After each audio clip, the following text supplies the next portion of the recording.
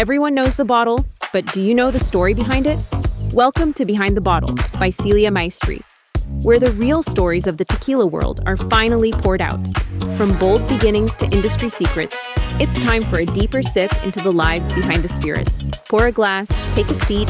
The story's just getting good. Welcome to Behind the Bottle Tequila Tales. Jorge y Daniel, ¿cómo han estado el día de hoy? Muy bien. Muchas gracias por la invitación. Un gusto verla otra vez. Igualmente. Yeah, we're excited to be here. Thank Good. you. Very good. So let me know first how you guys met. We're both from West Texas, and we met from a young age. Daniel went to school with my brother, so I've known him for 25 years or more. And we actually are married to sisters. So we met each other before we were married or before we had married our wives. So we go way back. West Texas is like our home. That's what we call home. But The Bible Belt. yeah, exactly. Very much. Very much. But it's a very nice. I used to live in Mount Pleasant, Texas. Oh, okay. So I was nearby you. Were the city? Midland. So we were very close. Yes, I didn't know that. That's nice. Yeah, I used to live there for, I think it was like 3 years. So it was a great experience. I like the small town life. That's all we knew. But yeah, at times I do miss it with here in Houston. I'm happy to be here. I'm okay visiting, but I always want to come back to Houston. Yes. So you don't live here? I live in Houston. I'm just saying I don't live there anymore. I don't live in Midland. Yes. Yeah. Well, it's a different lifestyle. Very different. Yeah. So what inspired you to create the tequila, especially, and then explain to you the name of the tequila? Well, it was more frustration because we couldn't find a tequila that we liked. I speak for myself, but I think we share the same story. We didn't know what was out there. It was more frustration because there was nothing out there that I really liked. Quality-wise. Quality. I found myself shooting a tequila and just chasing it because nothing out there was, to my liking. So it was more of in search for something great. And how about you? Where does the name come from? Well, it started, we didn't have the name at first. Like Jorge said, it started with frustration. The four of us, there's 4 founders, and we all had our own frustrations. And we came together to create a tequila that we wanted to sip, one that we could not have to shoot, like you said. And the name came very organically. What happened is we had this idea of creating a tequila that was quality, that we could sip, that we could trust. And when we finally had an idea or a spirit, we couldn't decide which one to actually launch and bring, to share. So we narrowed it down to 4, and we let our friends and family try it. So they decide for you. They decided. Well, we're like, we can't do this by ourselves, right? What do we know? We just know what we like. We want to get other people's input. And so that's what kind of started this tasting kit, actually. It's 4. We sold it online. People would taste it. And that's whenever we realized that there was something there. And that's where the name came very organically. It was people helping us decide. So the people help you to decide the name. Exactly. Could you show me the package? I just want to add a little bit to what Daniel just said. And it's a lot of the tastings were being done through the camera. This is the way they started. They had 4 different profiles from our same distillery, no? The same distillery. And they're all añejos. They wanted to scan, experience, rate, and vote. So it was a very tough process to find their profile that the people will like. Is this no other celebrity tequila? That's right. Very it's good. From the people. So the name is very, it came organically. So we knew that we wanted people's input, and we wanted to build a story or a brand behind it. So we decided to call Tequila of the people. Yes. Tequila de la gente. This is amazing story. It's no other like this. We've heard that several times, and we didn't intend it to be that way, but it came out that way. It was just a natural way of, evolving. And it was great to see the experience that people had at their house parties. We were in some parties, and they would open up the bottles, taste them. I like this one, or my favorite is that one, or I don't like this one, and participate and see them on their phones, voting for their favorite. And it was exciting to see that. And it was a very fitting name because the people helped us create So this brand. after the people created tequila, the profile, did you guys like the profile? Honestly, we liked all four of them. And Okay. we weren't putting out anything that was not good for us. Okay. But it was just four of us deciding we like it. But the people, the response, and what was even more exciting was that it wasn't one favorite overall. There was one overall, but all of them had a lot of followers, if you will. Yeah.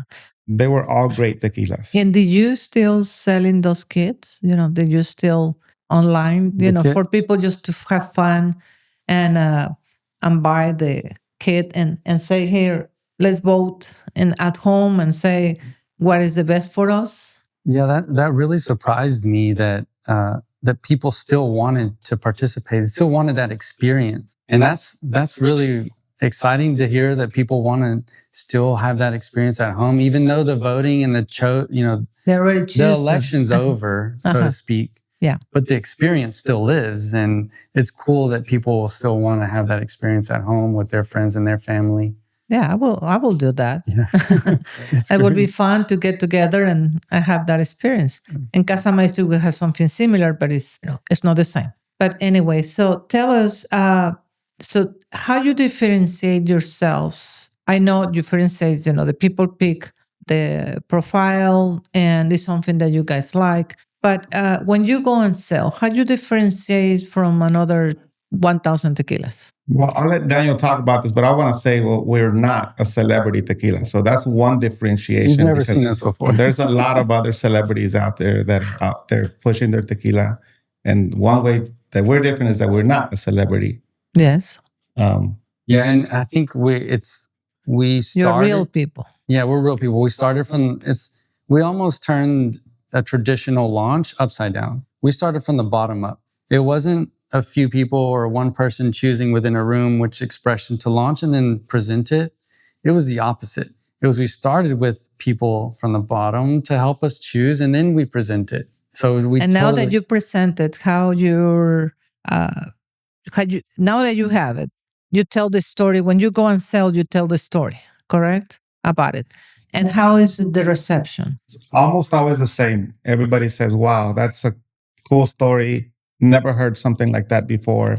And it's interesting to hear different people, whether they're in the industry or in the fields working the agaves, or just anybody who's interested to see the response and say that they've never seen anything like this before. And we're just very proud that that's how we came up, because it was the people that helped us. And what the challenges are you encounter to this journey? Oh, we don't have enough time for that challenge. Well, that's why it's called Tequila Tales. Everything that is behind the bottle that people doesn't know how hard it is to own a tequila. I could say and to put it in the market, especially.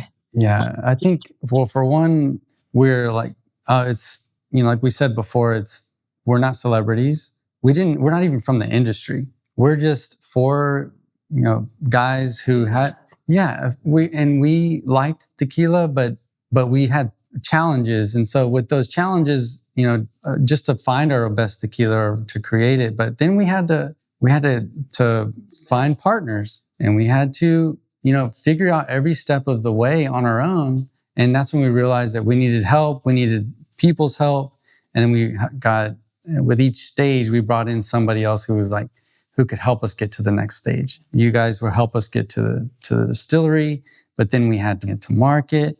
We had to find the right people to actually walk us through the label process in the US and the import process, and it's a lot. And then in Texas, you have 4-tier system. 4-tier system. Which is another stone another challenge. Another challenge. Yes. I was telling myself the other day that had we known how difficult this was going to be, we probably wouldn't have done this. But now that you did? The naiveness of this, just the pure will of wanting to do this kept us going. And there was many, many challenges, and there still are. We keep, every step of the way, we keep finding additional challenges. But it's fun to overcome them and see where we are now. Look at us now. We're having a conversation here with you, and this is a great achievement for us. And there's another achievement that we want to talk about here in a minute, but it's been great. Well, one of the other things that's also been great is to see people's reaction. You know, it ranges.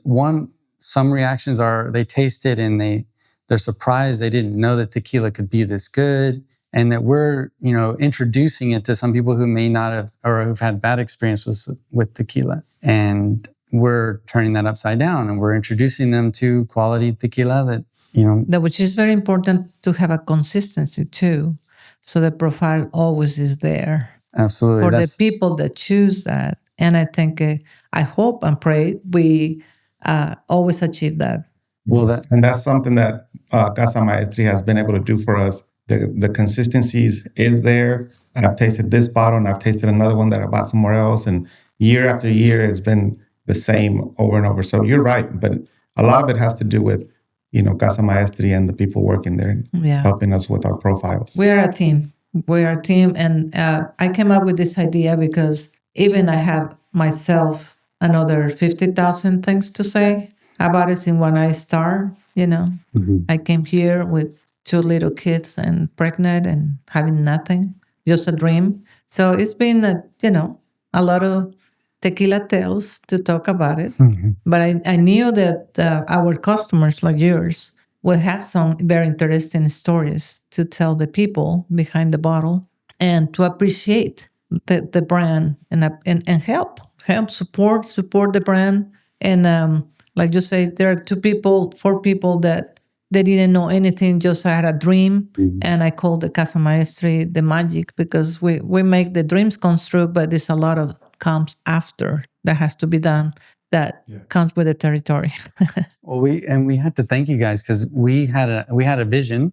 We came with this idea and the first response was like, wow, no one's ever done that before. Are you sure that you want to do that? You probably had an idea of I try to, when the people is done in the industry, I am very straightforward. Yeah. And remember the conversation, I said, are you sure you want to do this? It's a long run. But everybody said, well, she said that because she has tequilas and she want to sell hers. No, it's because I've been here for 35 years and I still don't conquer the world. I still working on it. But sometimes some of our customers, Eduardo, my son, was the oldest, no Jose, was saying some brands has the sparkle and the magic and goes and fly, and some takes a little more steps to get there. And if you get there, you're patient enough, it's going to grow. Because a lot of other brands comes and goes. So the thing is, I used to work, doing other jobs to be able to maintain the tequila business. So sometimes you have to put your efforts in sweat and other things to help this. But in the end, maybe this will be the one who will save the world, your world. Yeah. It's awesome to hear. And it's inspiring to hear your story. We are still in that stage where we still have to work to maintain the brand. So we're not where we want to be, but we see the trajectory and we see us being there. Yes. And it's been in the 5 years in the making. And it seems like it's been a long time, but looking back, but selling the bottle is only like 2 years, no? Less than a year is what I'm saying. It's just recently. So you did a lot of homework before. We did a lot of homework, a lot of groundwork you guys helped us with. But each stage, like I said, each stage we have to bring new people to help us get to the next level, to the next level. And we couldn't have done it without, we try to fill the room with people smarter than us, like you guys. And well, I'm not smarter than you, trust me. I'm still learning every day, even though I way up there. But it's a learning, life is an experience. And I congratulate you guys for taking the risk. But I see a sparkle in this, and I see a very nice story. And hopefully the people will follow you and help you to share the brand that you create for them. Thank you. Yeah, we hope so too. And that's why we did it. It's for the people, with the people's help. And the people encompasses a lot of people, including yourself and your team. It's everybody together. And that's what's awesome and what keeps us going. Yeah. And you say that you have another thing to say about another achievement? We have a few things to say. So as you can see, we started with the añejo, and then we came out with the blanco shortly after, and we're in preparation to hopefully before the end of the year, have our reposado also. Okay.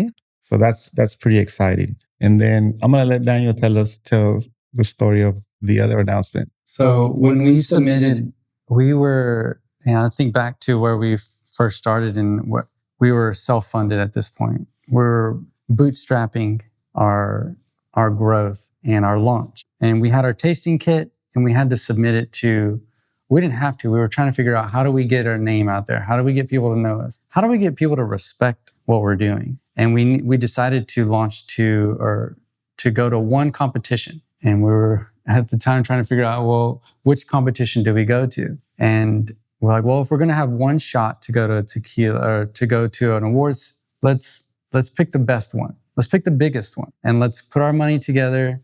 And we pulled out our pocketbooks, and we were like, okay, it's a few $100s each. Y'all ready? Okay, let's do it. And we invested in going to the World's Spirits competition. It was the largest one in the world. We submitted our tasting kit, and this one won double gold. Wow. We had 2 double golds and 2 silvers in just Okay. so every one of them is award winning, which we were surprised by. Yes. But the people chose a double gold. Yes. And What is the one who had the double goal? this is the añejo. The añejo. Okay. Mhm. And we submitted again in the next year. So that's 2024. Mhm. And we won double gold. Again, that's So good. we submitted it again this year, because if you win 3 years in a row, you get the ultra rare. Yes. Well, we're chasing the platinum now. We're on the cusp. Can we do it? Well, we submitted it again. And this year we just heard that we got the 3rd double gold. So this is the one that the sommeliers, the 200 sommeliers Yes. do? Yes. Yeah. And they blind taste it, right? So they don't know what they're tasting. They just, Yeah, they don't see the package, they don't see nothing. right. All their rating is for the liquid. So this is a real tasting competition. Exactly. That's very proud of you. So we're proud of the liquid, but the people chose it. And then when you have the people choosing it and the judges choosing it, you've really got something special. And that's what we're so proud of. This is amazing story and a real story. So this is what my question was. The next one was, if you would enter any competition. You already say that.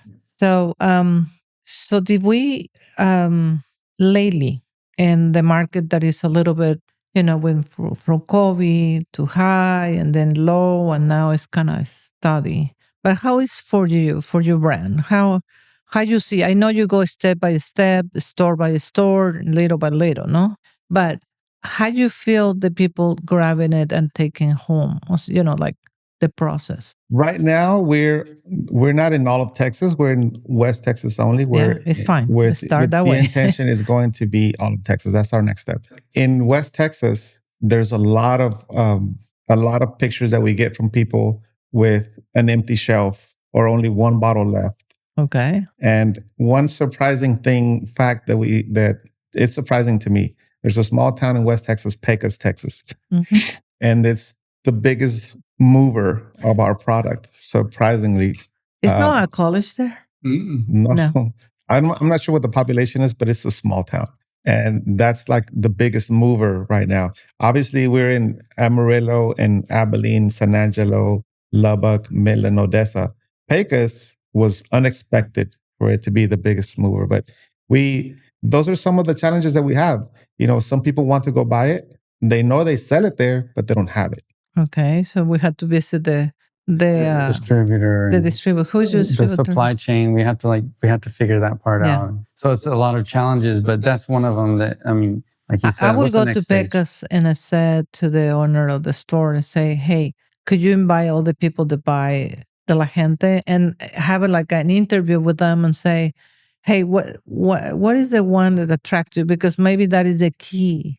Maybe he's doing something that nobody else is doing. Maybe he's promoting it. Maybe he's doing something, but something is happening in Pecos, and we're pleasantly surprised. Well, you had to find out what it is. Now I'm intrigued myself. That's a good idea. We should do that. Yes. Yeah. And your wholesaler, your distributor has to be more on the top of and convince, it's very hard to convince right now the store owners to buy a lot of inventory.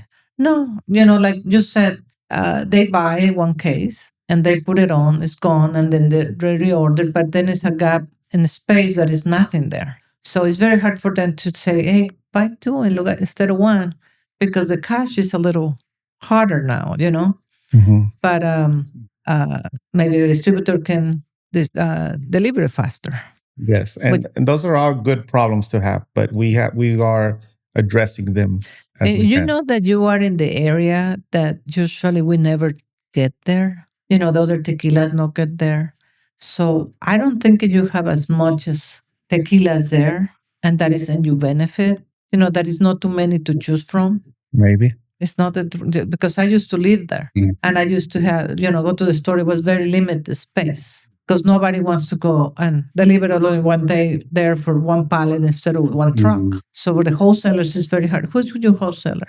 Our distributor in that area is Reed.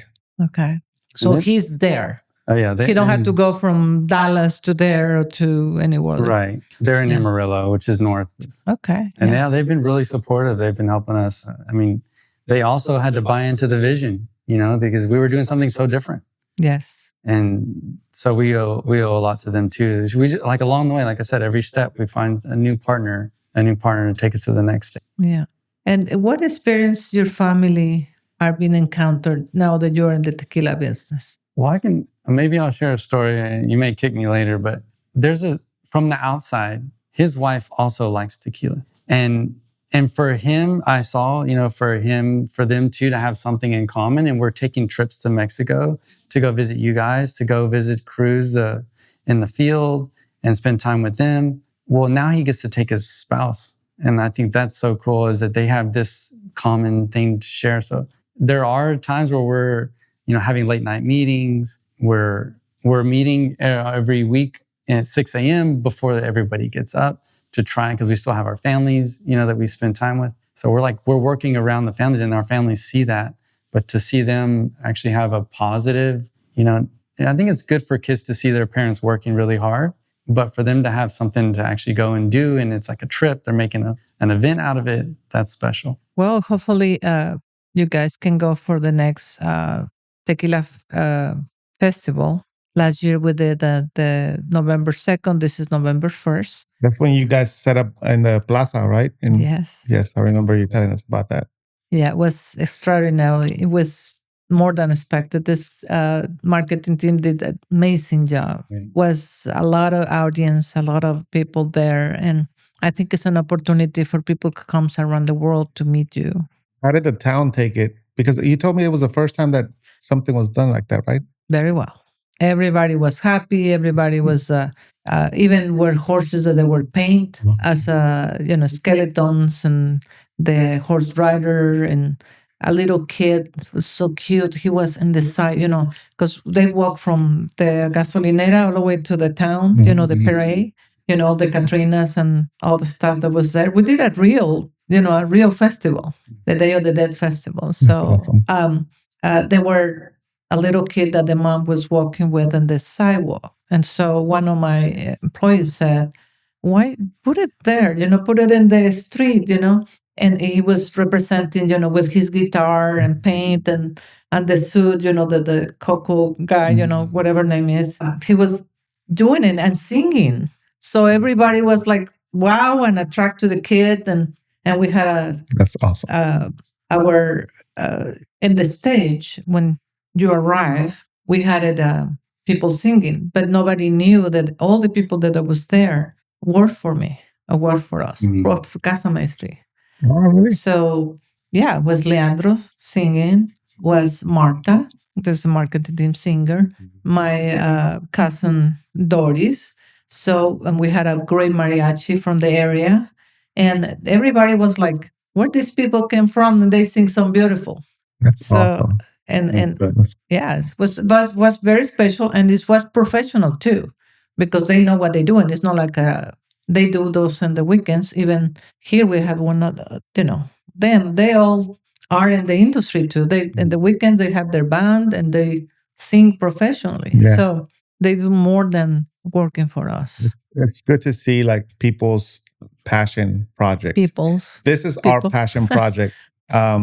So, people like that have a normal day job, and they were able to do these things, like sing and whatever their talents are. Yeah, It's no, awesome. but they do in the professional way in the weekends too. That's cool. Besides working for us. Maybe we could go this year, November what? November 1. Don't miss it because you will see the real deal that we call, great, the Maestri magic and all this place. Everybody were, even some of the distributors that went, and they said, we've been here in Tequila and we've been in the area looking agaves, looking very bored, And this is from the day that they arrived Thursday afternoon to the day they leave, they don't want to leave. They had a blast. That's They great. really had, because we entertain them and do different things. And we did as well the anniversary of the factory, which now will be every year, I guess. And the whole mapping, the whole, I took my head out from these kids that they did a very nice job. That's great. Yeah. Good. Because one thing is to say, and the funny thing is that I always, when I tell them to do something, it's the last minute. So they pull it off, in 60 days or something like that? Less than 60 days to put a festival together. That's awesome. It sounds so. That's impressive. You got a great team. Yeah. So now we're starting now. I don't know if you got the invitation yet, but it's coming out. And so people can separate. They have enough time to prepare and go there. Hopefully, like you say, take your wife, and hopefully this time your wife will go. I don't know. But I think she will have a fun. It's not just about tequila by itself. It's about the town, about the people, about the stories that you can tell, and you can live off, because it's what I would say. Tequila is not just to drink it. It's a lot of There's a lot of different things about it. Yes.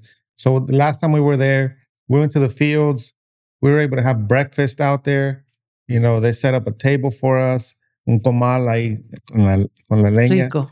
That's awesome. It's not even about tequila. It's about being there with the people that live there. So welcoming. Everybody's welcoming. They're not up there putting up a show or pretending. I know that I speak for myself, that every time we go, we feel very welcome. Everybody seems to be like in a happy mood.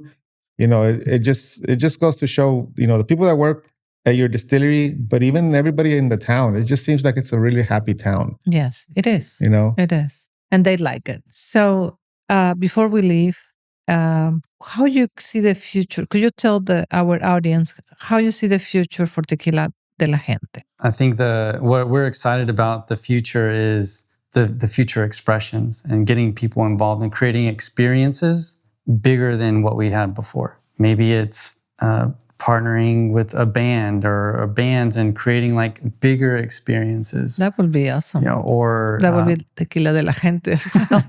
Yeah. Or with sports brands, and like really creating a larger experience, an experience in the stadium, things like that, or creating smaller events, even just more of them. So if we could create, like, we have a community, La Gente, and what we would love to do is to repeat that over and over again. Let people experience the culture of Mexico, like you guys are describing, like it's very welcoming, right? That is the Mexican culture. They welcome everybody, like their friends and family. Come sit with me, come have dinner. Like that's what it's all about. And so if we can do that over and over again and let people experience it. So the ways we could do that are through our community, ordering online and shipping it regularly, whether it be monthly or quarterly. And that way they have that experience in there. It's pushing them to like have that experience more, or like welcoming them is a better word. Welcoming them to have that experience. Well, it's good to know that you were looking maybe for a band who would like to be part of the brand, because they traveled and they encountered a lot of people. That would be the first feat for your brand, I think. So if somebody wants to integrate a tequila in your band, call us. Yeah, that'd be great. Where they can find you? I think online is the best place. Instagram, we've got a little community built there. And of course, you can reach out to us on our website, hello@spiritscohort.com. Hello? That's right. The email on our website is just simply tequiladelagente.com. Yeah. Okay. It's simple. Tequila de la Gente. Put the link below. Click the link below. Perfect. But thank you very much both for coming. And I wish you all the best. And I hope this is not the only time we can meet. Maybe when you have the band integrated in your tequila, we'll do a next episode. If not in November. No, well, there we will see you there. what I'm saying is maybe we'll have another podcast when Oh, yeah. somebody called you and reach you. That'd be It great. would be awesome. Thank you very much. And thank you everybody to watch Behind the Bottle, Tequila Tales. See you next time. Thank you. Thank you so much. That's it for today's episode. Thanks for listening to Behind the Bottle, Tequila Tales by Celia Maestri. The next story's already aging to perfection, so don't miss it. See you soon. Don't forget to follow us on social media and your favorite podcast listening platform.